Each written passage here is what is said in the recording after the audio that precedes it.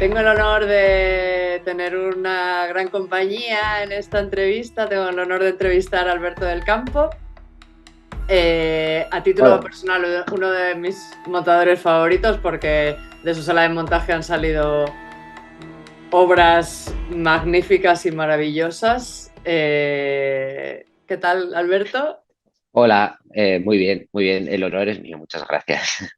El honor es mío. Bueno, el motivo de esta entrevista es en torno a tu reciente galardón del Premio Goya Mejor Montaje 2023 por Asbestas, y desde AMAE tenemos el gran honor, repito honor muchas veces, estoy nerviosa yo también, de tener a Alberto como miembro de AMAE y como ganador de dos premios Goya, anteriormente en 2019 por El Reino y recientemente por Asbestas. Y sin más dilación, nos gustaría comenzar esta entrevista. Pues es una cosa que normalmente nosotros en NAMAE solemos, es como una de nuestras misiones como asociación, que es la de hacer conciencia de la importancia de la obra sobre la sala de montaje, es decir, lo importante que es y que ayuda a la narrativa audiovisual cuando una obra entra en una sala de montaje y puedes editar, es decir, escoger planos, duración de planos. ¿Cuál sería tu mensaje para una persona que no entiende de nada de montaje, basado en tu experiencia? Bueno, en primer lugar, muchas gracias, por contar conmigo para esto y para mí es un honor estar aquí y poder compartir mis ideas de lo que es el montaje. Bueno, a ver, es una pregunta complicada. ¿Qué es el montaje? Pues al final, para una persona que no sabe lo que es el montaje, pues nosotros vamos uniendo los planos y les vamos dando un significado. Entonces, creo que nuestra primera misión como montadores es que la historia que un guionista ha plasmado en papel, que un director está llevando a cabo para contar algo, intentar con esos elementos que nos dan hacer una historia comprensible y que se entienda y que cualquier espectador pueda entenderlo. Entonces, mediante la interpolación de planos, mediante el orden de planos o escogiendo simplemente los planos que van o los trozos de historia que van, hacer esta historia comprensible. Luego ya hay muchos elementos, como es el ritmo, como es la interpretación de los actores, como es la sensibilidad a la hora de usar música, sonidos, etcétera. Entonces yo creo que eso es lo que hacemos todos los montadores, ¿no? ¿Y crees que la aportación de emociones y temas más relacionados con los sentimientos humanos, eh, cómo crees que también es obra en parte del montador, aparte del guionista, realización? Mm. A ver, sí, o sea, no cabe duda que cuando más sensibilidad tiene el montador, mejores reacciones va a poder coger de los actores, mejores momentos va a poder crear y mejores secuencias va a poder crear. Yo creo que es una cualidad muy importante para un montador, el tener mucha sensibilidad no sé, y el que se fije en pequeños detalles a la hora de escoger los planos, a la hora de coger la música. Y cambia mucho cuando ves que en una película al otro lado hay un montador con sensibilidad o no. O sea, yo creo que esto también, eh, bueno, cuenta mucho en muchos departamentos de una película, pero en el montaje yo creo que aún más, porque, bueno, no sé, se ruedan un montón de tomas, se ruedan un montón de planos y a la hora de escoger, a la hora de elegir un tempo, a la hora de sentir una secuencia cuando la estás montando, yo creo que cambia mucho y es muy importante para mí que el montador aporte su sensibilidad. Y se nota mucho y yo creo que todos nos damos cuando hay un montador detrás con cierta sensibilidad. En relación a lo que has dicho de entre el guión y el montaje, es como que el guión es tú vas, entiendo, a la hora de empezar el montaje para hacerte una idea de por dónde comenzar, ¿no? Mm. Al final, cuando la película empieza a hacer visionados, no sé si en tu caso comienzas con un visionado con el director o a lo mejor con alguien de confianza, que eso es muy Ujú. variable. ¿Crees que, claro, se aleja mucho, ves que hay flexibilidad en cuanto a, pues mira, en el guión está así, yo creo que es mejor, no sé. Claro, a ver, o sea, todos sabemos que al final la película se reescribe en montaje, ¿no? Pero no tienen que ver porque yo diga, no, es que yo sé cómo se escribe esta película y esta película tiene que escribirse así. Si a mí me dieran el guión para montarlo, no lo podría hacer porque no soy guionista y los guionistas lo han hecho bien y su trabajo está bien hecho. ¿Qué pasa? Que cuando ya al final el guión es un texto, cada uno lo leemos, nos imaginamos unas cosas, cada uno lo leemos con un ritmo totalmente diferente, todos nos hemos hecho, y al leer un guión es normal que cada uno nos montemos una película, ¿no? Lo que pasa que luego cuando los personajes y el texto cobra vida, los personajes ya le han dado una intención, ya tienen una piel, ya tienen unos ojos, ya tienen un rostro, ya se han grabado en unos determinados planos, ya se ha grabado contando una historia, que ya va siendo más un único estilo y una única historia para todo el mundo. Y en el montaje es eh, cuando ya le decimos que esa historia tiene que ser así. Entonces hay veces que en el guión, por cómo está escrito y por cómo se ha rodado, hay cosas que ya las hemos visto, ya las entendemos y a lo mejor no las tenemos que escuchar dos veces. Y hay cosas que están muy bien escritas, pero de la manera en la que se han rodado, de la manera en la como son los actores, cómo se ha dirigido, no tienen sentido. Entonces nosotros en montaje buscamos cómo reordenar ese guión y con esas piezas que el director nos ha dado, intentamos plasmar ese mismo guión. Eso es lo que yo intento, ¿vale? Cuando monto. Mi primera versión de montaje intento que sea muy fiel al guión, porque es la idea del director y el director la quiere ver así. Yo montando muchas veces ya sé que hay cosas que no van a funcionar y yo las plantearía de otra manera, pero siempre intento que el primer visionado sea con el director, para que el director se dé cuenta y vea dónde falla la película, o no dónde falla, sino dónde hay que apretar, o tenemos que encontrar soluciones para que ese guión y esa historia funcione. Entonces, ese primer visionado para mí es muy importante porque yo creo que es la única vez que voy a ver la película como espectador.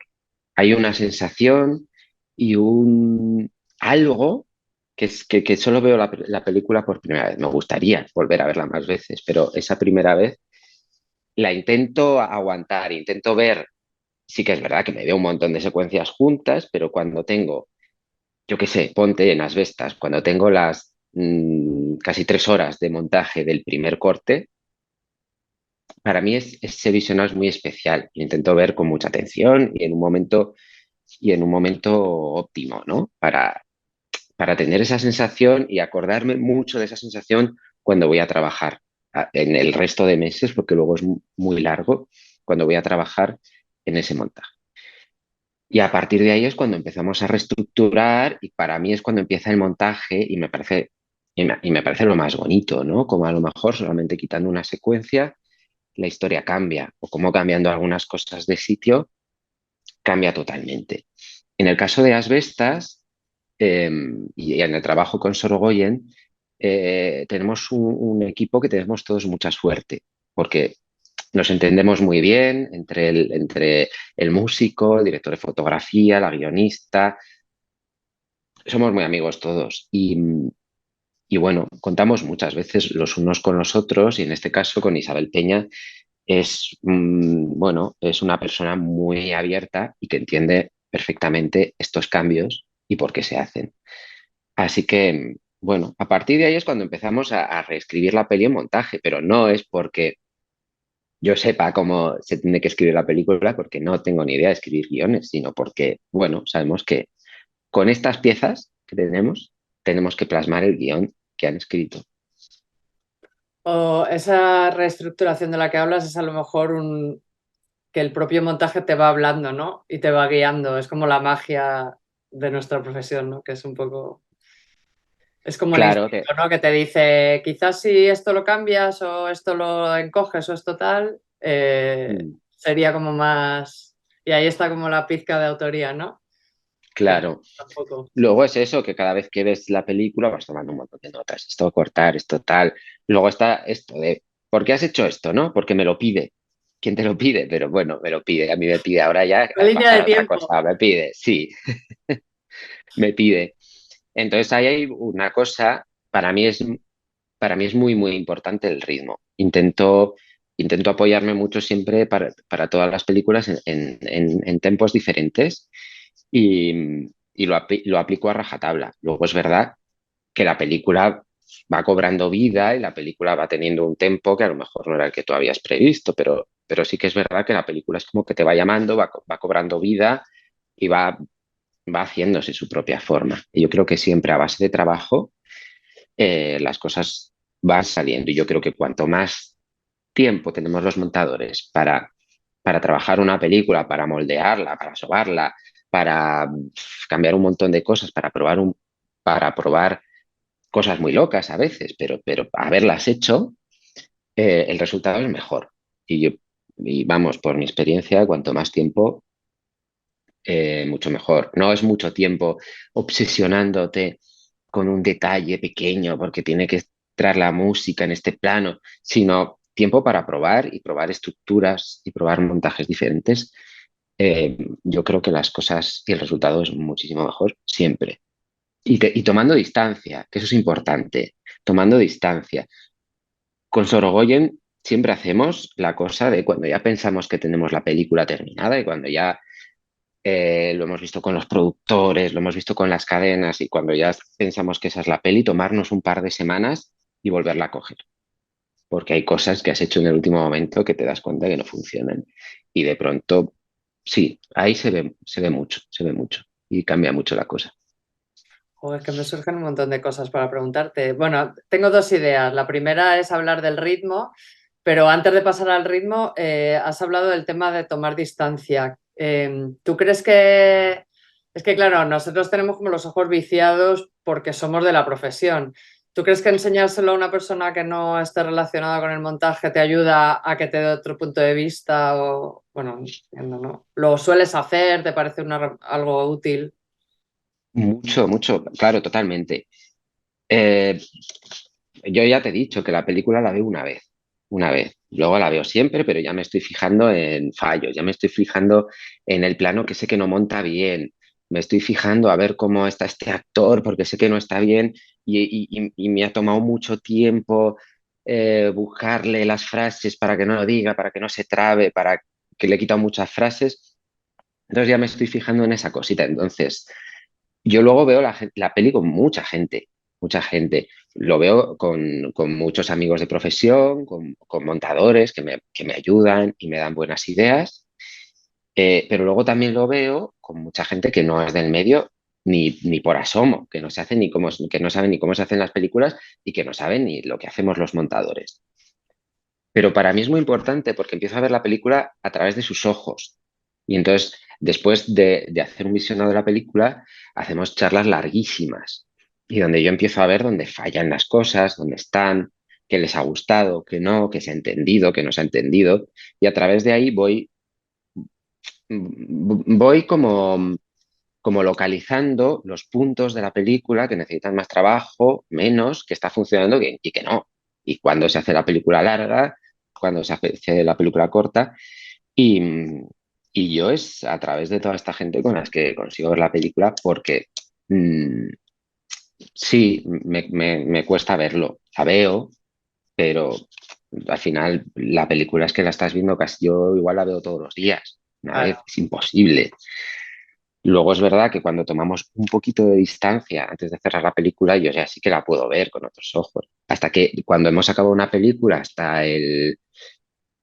yo qué sé, hasta que se hace un pase del equipo meses después, no soy capaz de haber tomado esa distancia y de volver a ver otra vez la peli. Por eso ver la peli con espectadores es distinto. Además es que cuando ves una película no es lo mismo ver la película tú solo que ver la película con más gente. Parece una tontería, pero no sé, no sé. De pronto con gente, de pronto hay secuencias en las que me pongo nervioso. Digo, es que si me estoy poniendo nervioso porque alguien está viendo esto, y a lo mejor esta secuencia yo quiero que esté bien, pero sé que en el fondo no está bien. No sé, hay algo ahí que pasa como que te sientes un poco expuesto como montador. Pero sí, es bonito luego ver la peli a través de los ojos de otra gente, pero yo creo que es lo que a mí me ayuda mucho, la verdad. Y hablando del ritmo, porque claro, tus premios Goya son de dos películas súper diferentes, porque una es Asbestas, que es un... Las dos son basadas en hechos reales, pero una es en un entorno rural y la otra es en un entorno rural y, digamos, de bajos recursos económicos, y la otra es de urbano y de Mm. poder, mucho dinero. O sea, son como dos cosas súper opuestas. Sí. Y, y a nivel de ritmo, claro, el ritmo del Reino es muy picado y muy de un poco agobio toda la peli, ¿no? Porque estás como Mm. agobiado como si tú fueras él, porque por un lado estás a favor del personaje, pero por otro también no Le estás nada odias, a ¿no? favor. Mm. Tienes ahí un y en cambio en Asbestas es todo como más la vida del pueblo y la vida de tal. Tú eso también como creo que en el montaje lo has aplicado, el tema del ritmo en ese Ujú, sentido, de llevar una vida tranquila, de la España vaciada, por así decirlo, a ujú. cómo... Bueno, pues sí, sí, que son dos trabajos completamente distintos y sí que es verdad que en los dos trabajos el tema del ritmo era algo que estaba sobre la mesa a la hora de montar. En El Reino sí que teníamos intención desde mucho antes de empezar el rodaje que tenía que ser una película con mucho ritmo todo el rato. Eh, de manera que fuera que fuera una espiral que iba metiendo al personaje, que era un único personaje, toda la película, que fuera metiendo en una espiral al espectador con él, de modo que el espectador al final bueno, eh, se pusiera de parte de un protagonista que a priori a nadie nos cae bien, Eso ¿no? es. Pero que queríamos que el espectador fuera con él. Entonces, lo que queríamos era un ritmo muy picado. Es un ritmo muy picado, primero de guión, de diálogos y luego de planos.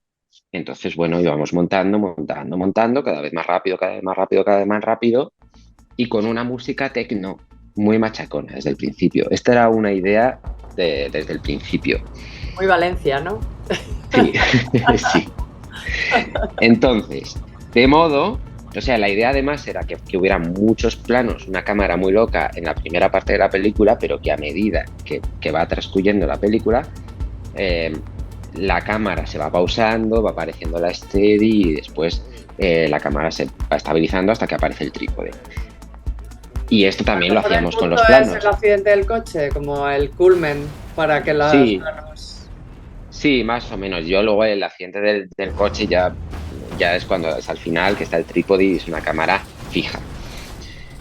Y con la música lo mismo, la música va desapareciendo y con el montaje lo mismo. Vamos haciendo cada vez un montaje más invisible. Al principio es muy vistoso, hay muchos planos, hay más planos de lo normal, pero luego vamos parando, vamos parando, vamos parando, pero como ya llevamos un ritmo muy ágil durante toda la película, digamos que el espectador ya va en esa espiral y ya la película va rodando sola. Eh, entonces, este ritmo, en las Vestas queríamos hacer otra cosa. En las Vestas sí que queríamos plasmar lo que es la vida en el campo. Y lo que es la vida en el campo, que es muy dura, pero también tiene partes contemplativas. Pero no fue tan fácil como el reino, porque el reino, en cuanto consigues el ritmo, pues bueno, pero aquí el ritmo contemplativo, también queriendo hacer una historia que tuviera parte de thriller, Ya, fue difícil, fue difícil. Entonces era por un ritmo en el que había secuencias donde había mucha tensión, donde había secuencias donde no pasaba nada, donde había secuencias donde había mucha tensión, donde a mitad de la película se parte y ya sí que nos metemos en algo completamente contemplativo, en una cosa pausada, donde ya hay mucha emoción, pero bueno, yo no tenía ni idea de cómo hacer esto. No tenía ni idea. Entonces íbamos probando. Probamos hacer un thriller totalmente, donde todo el rato había tensión, donde todo el rato había mal rollo, pero bueno, luego teníamos una película que decíamos, pues funciona bien como thriller.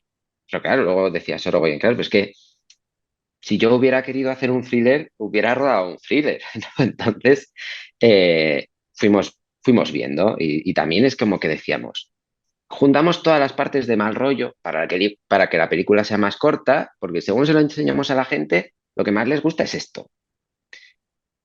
Pero luego decíamos, bueno, la película trata, para quien no la haya visto, bueno, trata de unos vecinos que hay en un pueblo, que unos son extranjeros, otros son del pueblo, bueno, y tienen riñas entre ellos por unos molinos de viento. Entonces era todo de mal rollo, entonces que decíamos, es que ¿por qué no se van? ¿No? ¿Qué hacen en ese pueblo? Entonces ahí empezábamos ya a dar pinceladas de la vida en el campo, de lo bonito que es para estos personajes vivir en el campo y lo que les gusta. Entonces teníamos que compaginar, Mal rollo. digamos, los momentos de tensión con momentos bonitos. Al final eso ha sido la clave de la película, el dónde metemos esos momentos, dónde les metemos disfrutando. En el guión, la primera parte era completamente distinto, las piezas estaban en diferentes lugares, pero bueno, es de esto que al final encuentras, ¿no? En estas pizarras que tenemos, donde vamos montando la historia, sí, pues ahí es donde encontramos esto, y es donde, bueno, aquí necesitamos que lo pasen bien, aquí que lo pasen mal, aquí vuelve otra vez al bar. Y ya sabemos que en el bar se van a meter con ellos. Pero entonces, ¿por qué va al bar?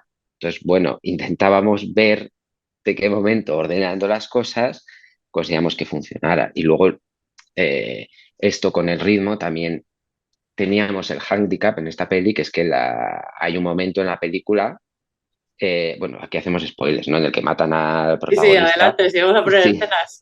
claro, en el que matan al Destrípada. protagonista, y entonces entonces decimos al espectador, donde tú pensabas que se va a acabar la película, ahora empieza otra.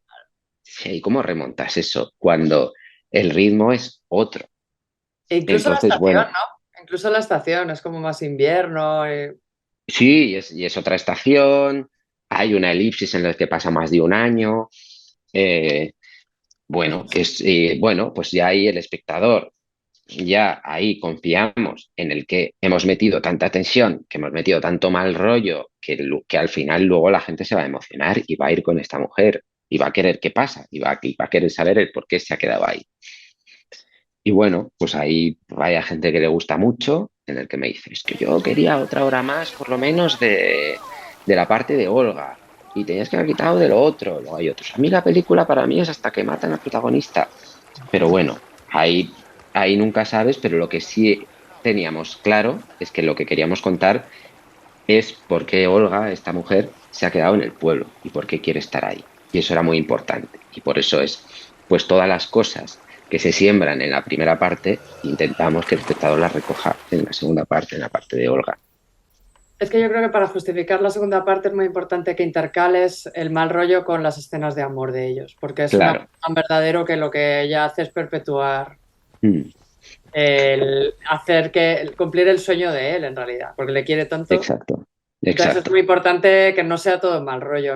Bueno, ya esto es mi humilde opinión personal. Entonces, claro, Sí, por eso mola también, porque no es solo justificar al espectador porque ellos se quieren quedar, sino para justificar que se quieren tanto que ella decide mm, que eso lo tiene que hacer de una exacto. forma dulce, no puede ser ritmo frenético como Sí. en el reino, porque es que en el reino ni con la mujer había buen rollo. Bueno, en plan, En el reino era todo mal rollo. Al final en el reino es una persona que se va quedando completamente sola. sola. Se va quedando completamente sola hasta que en la última escena se queda completamente aislado, en un plano en negro, solo es él, se queda sin sonido, solo se escucha la respiración. Y aquí, bueno, aquí en Asbestas, el entorno y todo lo que rodea los planos es muy importante. Ahí sí que se ha intentado que todo forme parte de la escena. Claro. Es que ella ve a su marido hasta cuando ordeña una cabra, no sé, Claro, cuando cumple ese sueño del queso, en fin. sí. Entonces, bueno, queríamos que se disfrutara mucho. Había una escena que teníamos prevista que no estuviera, pero que en el último momento, bueno, en el último momento decidimos que tenía que estar, que era la de, bueno, hay un momento en el que se van a celebrar eh, el cumpleaños de Pepiño, que es un vecino del pueblo con el que se van muy bien, que se van a su casa y lo pasan bien, se ríen.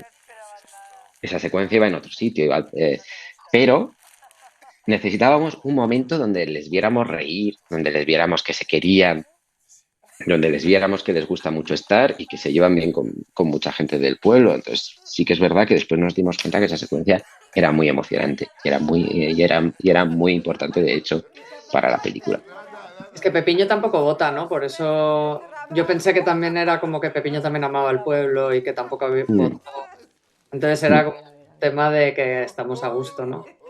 No mm. solo los franceses, sino también otros vecinos. Exacto. Sí, que hay más vecinos, que hay muchos vecinos y que hay muchos que tampoco están de acuerdo en lo de los molinos. Pero también era importante en la película, pues, eh, entender los dos puntos de vista, ¿no? Y que la gente entienda tanto a los franceses como a la gente del pueblo.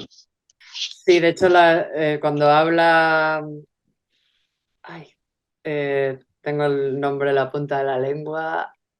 Luis Zaera, cuando habla con él y le explica, como espectador empatizas mucho y llegas a entender por qué. Entonces es como en El Reino, ¿no? Que tienes ese doble empatía. Mm, Entonces, como mm. espectador no sabes muy bien por en qué equipo estás, por así decirlo, ¿no? Claro, claro, a ver, Eso es muy de Sorogoyen, en- en- que en otras sí, obras que ha hecho, y es una magia que tiene impresionante yo qué sé, Patria o Antidisturbios, es que no sabes antidisturbios. bien, empatizas con el malo, por así decirlo. Mm, sí, sí, en antidisturbios, exacto, sí, es algo que le gusta mucho y que está muy bien, ¿no? Que es importante empatizar al malo y yo creo que cuando empatizas con el malo las cosas funcionan mejor.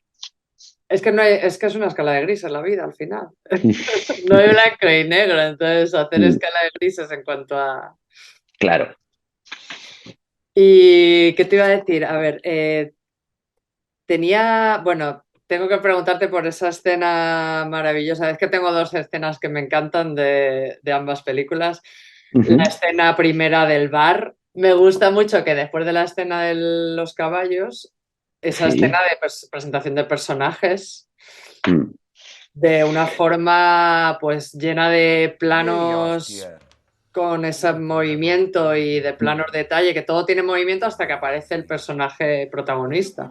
Como que todo sí. se para. A Mm. nivel realización, claro, a nivel realización, pues tuvo que ser complicado porque parece una escena con mucha carga, pero a nivel montaje, Esa escena fue complicadísima y he estado montándola, yo creo que todos los días del montaje de la película. Era una escena muy larga, muy, muy larga. Te estoy hablando que igual eran casi 15 minutos. Lo que ha quedado, yo creo que han sido 7. ¡buah! Y era un monólogo de Zaera en el que está soberbio, ¿eh? Y en todas las tomas estaba soberbio. Entonces, esa escena la rodó Sorogoyen, él mismo con la cámara. Iba haciendo un paneo, cada toma, con diferentes angulaciones, y donde el paneo iba, encajaba por casualidad en un sitio o en otro. Empezaba en un sitio, empezaba en otro, ¿no? Y era durante un día, muchísimas tomas. Pero es que a lo Quizá mejor era a ti una como, vez. perdona, Dime. a ti como editor a lo mejor te interesaba una expresión concreta y a lo mejor la cámara en ese movimiento, Bueno, pero o estaba en otro momento, de otro sitio, o estaba. Pero es de esto que es imposible, que dices esto no va a salir nunca. Pero bueno, había tantas tomas, con la complicación de que al final cuando se repite una escena tantas veces a lo largo del día, la energía que hay por la mañana no es la misma que hay por la noche. Pero, pues bueno, esto que vas cogiendo de una, vas cogiendo de otra, vas probando, vas haciendo, ya consigues que funcione consigues que se vaya cabreando aún más y que tenga una progresión que no se note, y luego ya es cuando, bueno, cuando vas cortando contenido y vas haciendo truquitos y vas quitando esto, vas quitando lo otro, porque bueno, también teníamos miedo de que fuera muy larga y fuera demasiado zaera y que se viera demasiado zaera. Para nosotros era importante que el personaje esté por encima del propio Luis Zaera, ¿no? Y bueno, hay que quitar algún tipo de expresión, hay que dejarle las miradas. Es un tío que hizo ahí, para mí hizo una interpretación porque, porque está muy bien y queríamos que transmitiera mal rollo. En la escena están los actores, están Diego Anido, Zaera y Denis Menochet. El resto de los actores es gente del pueblo, no son actores profesionales. Pero entonces ellos estaban ahí, ellos estaban con Zaera y estaban viviendo ese momento que al final es una persona del pueblo que tiene acojonado al resto del pueblo, ¿no? Al final todos le tienen que reír las gracias y yo creo que ahí funcionaba muy bien, pero fue muy complicada de montar, muy agradecida y al final funcionó. Yo creo que se quedó en una duración que estaba bien y es lo que tú dices, la idea era movimiento, movimiento, movimiento, que se vieran manos, que se vieran rostros, que se vieran arrugas y que cuando aparece el francés se pare todo y se genere ahí una atmósfera y un mal rollo, que es lo que buscábamos. Tuvimos mucho miedo de esta escena también, ¿eh? Y también te digo que la quitamos. Al final, en uno de los últimas versiones la quitamos. Luego recapacitamos y la volvemos a poner en la película, porque creo que de presentación de personajes está guay. Yo creo que funcionaba muy bien. Pero sí, es de estas escenas que no sabes cómo, o sea, que piensas que no hay manera de montarla.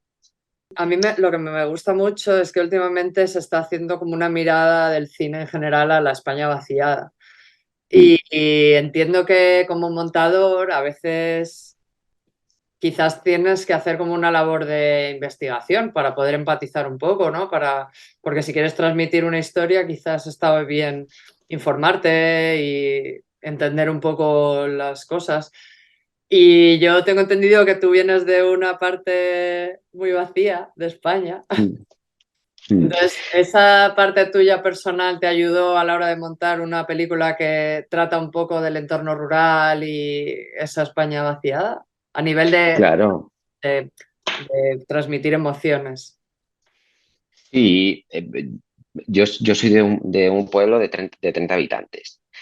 Entonces, esta parte de la España vaciada la conozco mucho. Para mí ha sido muy bonito hacer esta película, que esté ambientada en un pueblo así y de una gente que tiene este tipo de vida. Eh, mis padres fueron los últimos habitantes de un pueblo. El pueblo luego se quedó habitado. Ellos tenían vacas y tenían ovejas. Al final eran los últimos habitantes del pueblo, vendieron todo y se fueron a vivir a Soria. Y yo ya nací en Soria, pero luego hemos estado muy ligados al pueblo y bueno, entonces para mí es algo que conozco mucho y que sí, que yo quería plasmar ese tiempo y me hubiera gustado. Lo que pasa que no, no hay metraje en una película y el espectador necesita otra cosa, ¿no? Pero yo soy de ahí, entonces para mí era muy especial y sí que hay algo cuando conoces dónde estás, lo que se quiere contar, lo que quieres transmitir, pues yo creo que sí, sí podemos aportar algo. Por ejemplo, en el reino no hubiera podido hacer eso. En el reino es lo que, bueno, lo que tú te imaginas, ¿no? Pero en este caso, pues sí. Durante el montaje disfrutaba mucho poniendo sonidos, poniendo ambientes. Eh, Aitor Berenguer, que era el técnico de sonido, grabó muchísimo, grabó con muchos sonidos, a montaje nos pasaba todo, entonces disfrutábamos mucho poniendo un buey que se oía a lo lejos, poniendo un viento que suena por ahí y sí, intentábamos, pues bueno, meternos en esa atmósfera, ¿no? Y meter al espectador ahí, en ese estilo. Cuando las películas que montas pasan a sonido, hay una especie de conversación tipo, como que la persona de sonido también se encarga de atmosferizar, por así decirlo, o hay una especie de Claro, acuerdo, ¿cómo funcionáis entre sonido? Porque es que para mí es una labor muy, muy importante de montaje mm, de sonido. O sea, no concibo montar algo sin meterle efectos o sonidos, o creo que transmite, comunica mucho narrativo audiovisual.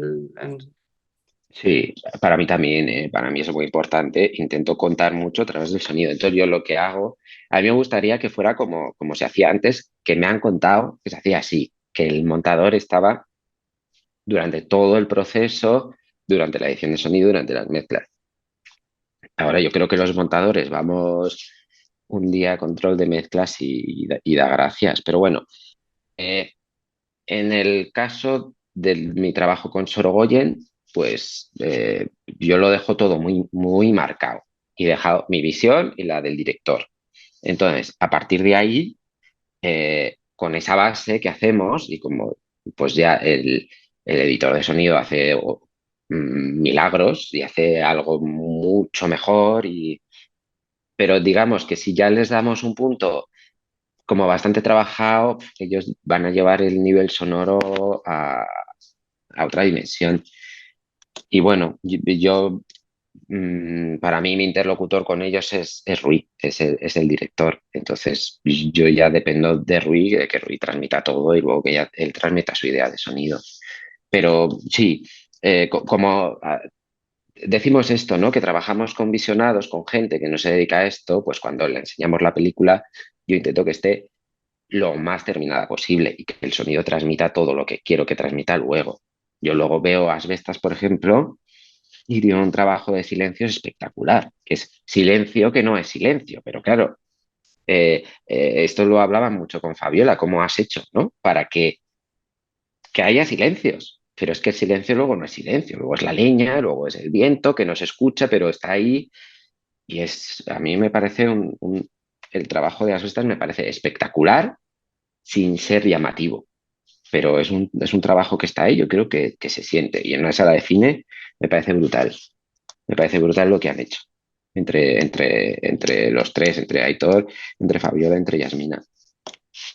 Y esta pregunta se la hago siempre a montadores de pelis. ¿Vosotros, antes de hacer el visionado con el director, metéis música? Es muy complicado el tema de la música. Sí, sí, sí, sí. Lo que pasa que ya más o menos sabemos dónde van a ir. Últimamente tiendo a poner muy poca música. Intento que ya todo funcione sin música. Pero la persona que va a poner la Pero música o que, o que va a hacer las remezclas posteriores a veces os da algunas sí, sí, que sí. quizás sean algo que podéis utilizar o... Claro, es lo que te iba a decir. En las pelis con Sorogoyen trabajamos con Olivier Asson. Y Olivier Asson es un tío que se involucra en la película desde mucho antes de empezar el rodaje. De modo que, por ejemplo, en el caso del Reino, como ya sabíamos que iba a ser música techno, pues yo ya hablé con él y él me dijo, pues, yo le pedí referencias para montar, ¿no? Entonces me daba referencias para montar y vamos haciendo pruebas. Durante el proceso de rodaje, él sigue trabajando, yo le envío secuencias, él me manda secuencias, me manda música para las secuencias, yo se lo pongo y nos vamos retroalimentando, ¿no? Y como que yo voy influyendo en su trabajo y él va influyendo en el mío. De modo que al final sí que tenemos claro dónde va la música, que en el reino sí que sabíamos que en la primera parte había mucha música, mucha música, mucha música y que iría desapareciendo. Entonces, cuando tenemos el primer visionado, más o menos eso está. No está así, pero de pronto hemos puesto música en una secuencia que decimos, "Va, aquí no va a haber música y en esta otra necesitamos música, pero más o menos lo sabemos. Y en el caso de las bestas, yo intenté montar sin música hasta que fui hablando con Olivier y fuimos viendo dónde se necesitaba música y dónde no necesitábamos música, pero sí que en las bestas no puse ni una nota que no fuera de Olivier nunca, para no intoxicar, porque luego cuando te Esto acostumbras a ver una secuencia con una música de Johan Johansson, ya es imposible, ya tienes que verla con eso. Entonces, intentamos no intoxicar. Yo a veces sí que monto con referencia de otras bandas sonoras o Asbestas, la monté con una pieza de música clásica todo el rato, todo el rato, todo el rato, para ayudarme a llevar un tempo. Me la pongo en la pista de abajo, voy montando con esa pieza de música clásica, es como que me meto en una, esto ya son cosas mías de cada uno ya. La pongo, pero nunca le enseño a nadie la película con esa música debajo, pero me sirve ¿Marcan los para... cambios de plano? ¿Te marcan los cambios de plano las No, no, no, variantes? no. No, no, no, no. No. No son los cambios de planos, es los movimientos de los actores por el plan, por el entorno, por el plano. Eh, Hay una especie de baile, ¿no? Entre cuando hablan, cuando se mueven, pero no, o sea, creo que es un error como montar al cambio de plano, porque no es el plano el que te da el ritmo, sino los movimientos, el ritmo interno de cada plano. A lo mejor hay un plano que tiene tanto ritmo dentro que no necesitas ser cortado porque ya funciona. Entonces busco eso, ¿no? Pero busco casi un tempo interno, ¿no? Como un beat que que te lleva. Hay veces que sí, oye, que si hay un corte de plano que funciona con la música y funciona muy bien, pues oye, también hay un elemento visual que te lleva. Pero bueno, es un poco el tempo de la voz, de los actores, incluso de la historia. Entonces, yo esto lo hago para mí, pero nunca le enseño a nadie cómo es. Y luego ya me veo la escena y yo ya la voy ajustando, pero a mí me ayuda a dar un tempo, ¿no? Un ritmo. Interesante. Está relacionado, entiendo, con la magia del montaje que hablábamos al principio. Y, Y bueno, ya como cada maestrillo tiene su librillo, ¿no? Cada uno. y, y entonces en el reino estábamos hablando de que al principio se musicaliza mucho y los ritmos son muy frenéticos. Entiendo porque la vida del propio protagonista es como muy ajetreada y el ritmo del montaje entiendo que va en paralelo, ¿no? A esa vida del protagonista y demás. Y luego cuando más se va quedando sola, su mujer y su hija se van, sus amigos no tan amigos empiezan a dejarle de lado y demás. El montaje también va adquiriendo ese ritmo de más lento, menos música, menos gente, más observador. Eh, Exacto. Eso, claro, supongo que se refuerza en el montaje, ¿no? Quizás es algo que el director tenga en mente y quizás en el montaje se decida como enfatizar, ¿no? Menos músicas, más silencios al final y esos ritmos, ¿no? Claro, a ver, en los premontajes vamos, y en el montaje de sonido, el sonido de esta película lo hizo Roberto Fernández y eso era igual como con la música, era como que al principio era mucho ruido, coches, tráfico, despachos, mucha gente hablando y a medida que va pasando la película se va quedando solo, menos música, menos ambiente, o sea, perdón, menos ambiente, menos espacio, ya le oímos respirar y al final tiene la cámara, hay muy poca profundidad de campo y ya es como que estamos aislando al personaje del fondo, ¿no? Y esto pues lo mismo con el sonido y lo mismo con la música y lo mismo con el montaje. Al principio en los planos hay grandes angulares donde hay una profundidad de campo enorme, donde se ve todo, donde pasan muchas cosas a su alrededor. Al final es como más cerrado, más cerrado, más cerrado. Estás con el personaje y ya es como que te metes en su paranoia. No sé si estoy respondiendo a tu Sí, pregunta. sí, Sí, sí, ¿no? sí. No sé si estoy respondiendo a tu pregunta. Eh, y con la música lo mismo. La idea desde el principio, en las primeras conversaciones con Olivier Arson, era que al principio quería que hubiera mucha melodía, muchos ritmos, una música con muchos elementos. Poco a poco, a medida que avanza la película, vamos perdiendo todos estos elementos hasta que al final hay secuencias en las que es un tono, simplemente como un... Y al principio hemos tenido muchas cosas. La idea en Asbestas, por ejemplo, ya me estoy metiendo en cosas de música, pero como me parece tan interesante el trabajo que ha hecho Olivier Arson, pues bueno, al principio es una música con mucha violencia, con muchos golpes, con muchos... mu- una cosa como muy rústica, ¿no? Muy dura, y a medida que avanza la película Olga va encontrando su camino, se va reconciliando con su hija, de pronto empieza a haber una melodía y al final acabamos teniendo como una música súper luminosa al final de la peli y al principio ha sido ruido prácticamente. Entonces, bueno, con todas estas cosas que conversamos al principio, antes de la peli, con el director, con el músico, pues oye, se llegan a sitios muy chulos, a sitios muy chulos. Entonces, Asbestas, como hemos ido trabajando desde el principio, hemos ido encontrando el camino de montaje y de música al mismo tiempo.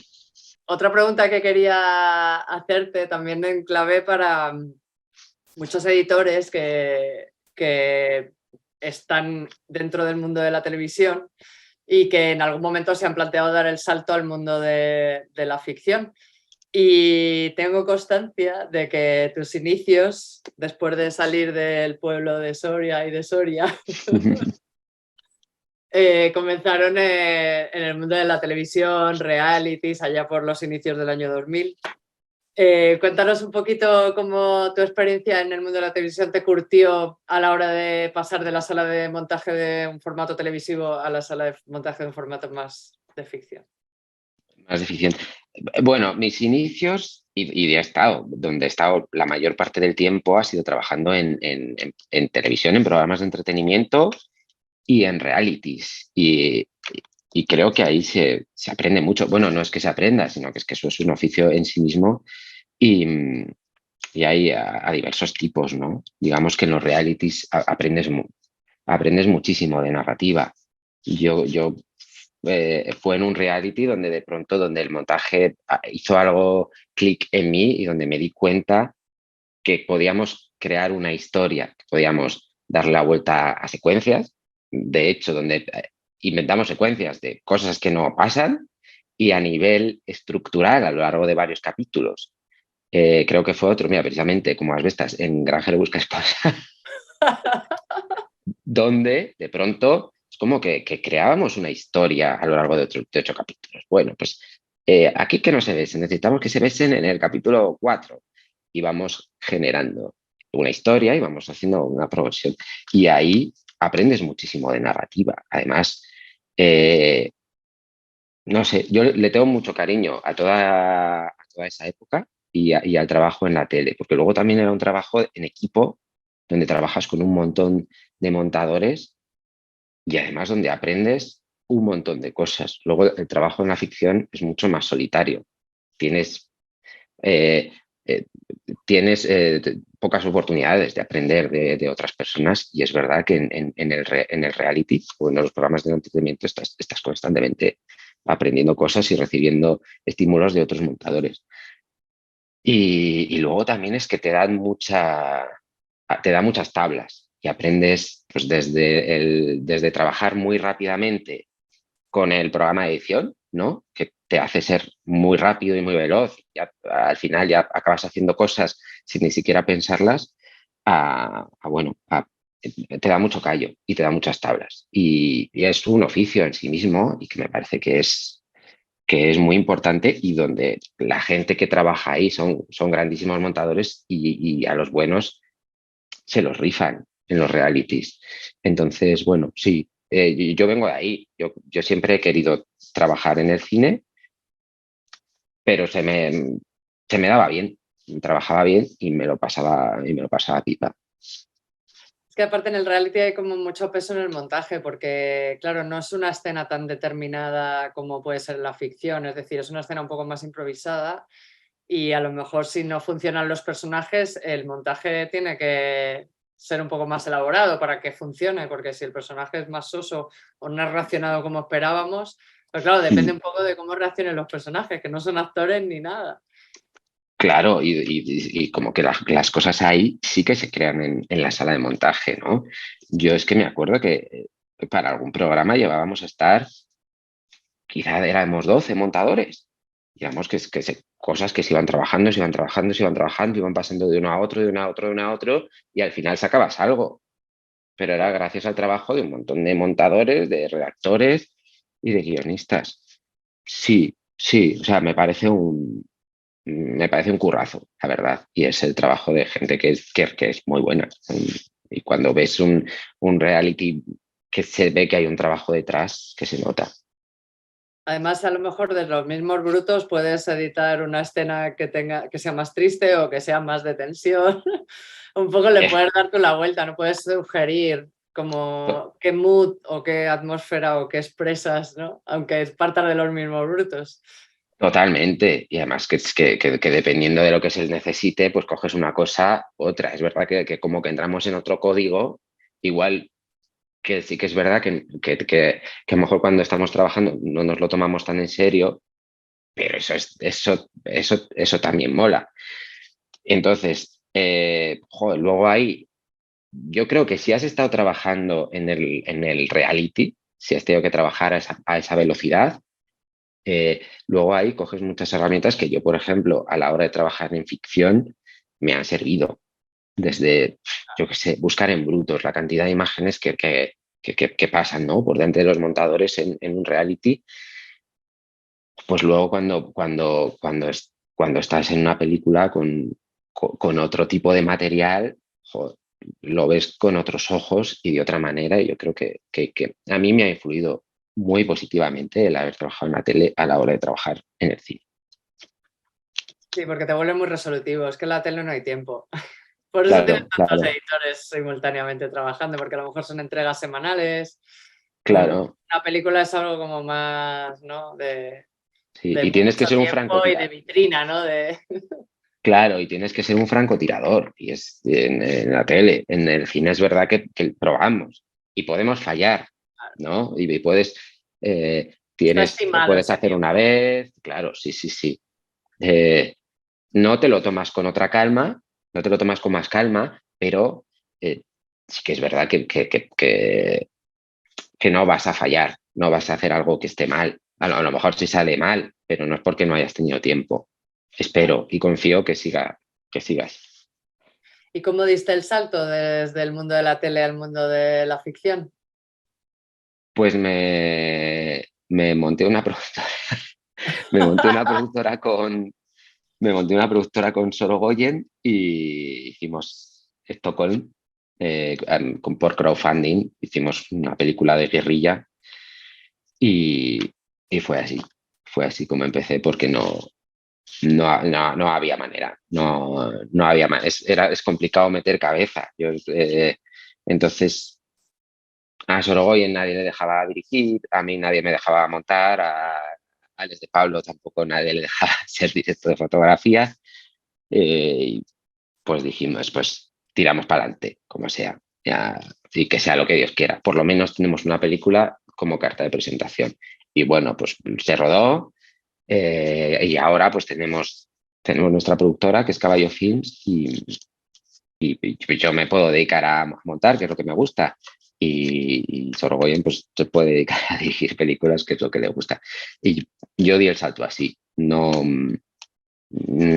pasé por ayudantía, pero valoro muchísimo la labor de los ayudantes, que es grandísima, y cuando encuentras a un ayudante bueno es oro en paño.